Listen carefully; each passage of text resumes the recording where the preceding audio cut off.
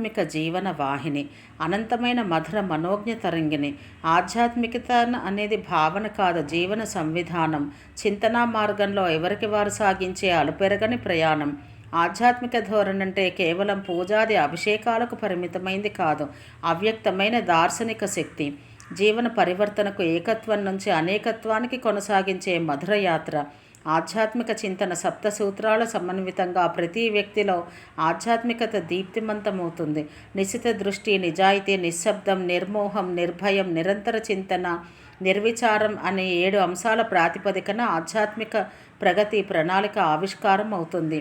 ఎవరిని వారే ఉద్ధరించుకోవాలనేది భగవద్గీత చెప్పిన అభ్యుదయ సిద్ధాంతం. ఆత్మోద్ధరణ చెందాలంటే సప్తసూత్రాల ఆలంబనగా సాధకులు ముందడుగు వేయాలి.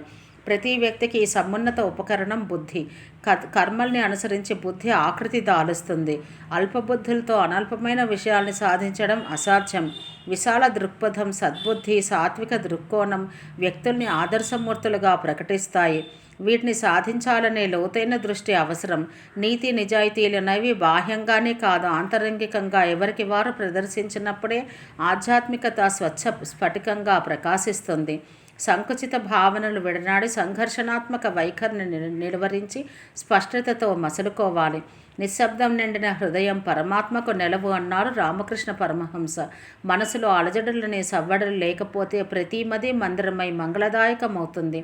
శాంతి నిండిన మనసు ఆహ్లాదభరితమై ఆధ్యాత్మిక వనమై గుబాలిస్తుంది. రాగద్వేషాలకు అతీతంగా మసలుకోవడం ఆధ్యాత్మిక పయనంలో ముఖ్య సూత్రం. ప్రతికూలతల్ని అధిగమించి విపరీత శక్తుల్ని ఎదుర్కొని సమదర్శనంగా ప్రగతి బాటలో ప్రయాణం చేసినప్పుడు మనోహరమైన మజిలీలు మనల్ని పలకరిస్తాయి. జీవన్ముక్తుడై జగత్తులో ప్రకాశిస్తాడని జగద్గురు ఆదిశంకర్లు పేర్కొన్నారు. స్వపర భేదాలు లేని సమ్యక్ దృష్టి, సమగ్ర భావన వ్యక్తుల్ని విలక్షణంగా తీర్చిదిద్దుతాయి. అనవసర భయాలతో జీవితాల్ని కుంగదీసుకోకూడదు. జీవితం అనేది భయపడ్డానికి కాదు, జీవన మధురిమల్ని సదా ఆస్వాదించడానికి అంటారు శ్రీ అరవిందులు. ఏ పరిస్థితినైనా ఎదుర్కోగల ఆత్మస్థైర్యం, గుండె నిబ్బరం ఆధ్యాత్మిక చింతనలో ఎల్లప్పుడూ అభిలషణీయం. పిరికితనం అనేది మరణంతో సమానమని వివేకానంద స్వామి చెప్పారు. జీవనయాత్రలో ఎదురయ్యే ప్రతి సంఘటన దైవం నిర్దేశించినదిగా స్వీకరించాలి. ధైర్యం, సాహసం అనేవి వ్యక్తులకు సహజ భూషణాలుగా అమరినప్పుడు వారు తేజోమూర్తులుగా ప్రకాశిస్తారు. నిరంతర చింతన అనే అంశం సాధకులకు ఆధ్యాత్మికంగా అప్రమత్తత కలిగిస్తుంది. భగవంతుడి కృప కలగాలంటే మనసున సర్వదా దైవంతో అనుసంధానం కావాలి. ఆ కృప వల్ల లౌకికపరమైన అభీష్టాలు నెరవేరకపోవచ్చు, కానీ హృదయ అంతరాళాలలో సుసంపన్నమైన ఆధ్యాత్మిక సంపద వస్తుంది. కలిమి బలిమి వల్ల అద్భుతాలు సాక్షాత్కారం అవుతాయి. నిర్విచార భావన ఆధ్యాత్మిక సాధకులకు కరదీపిక.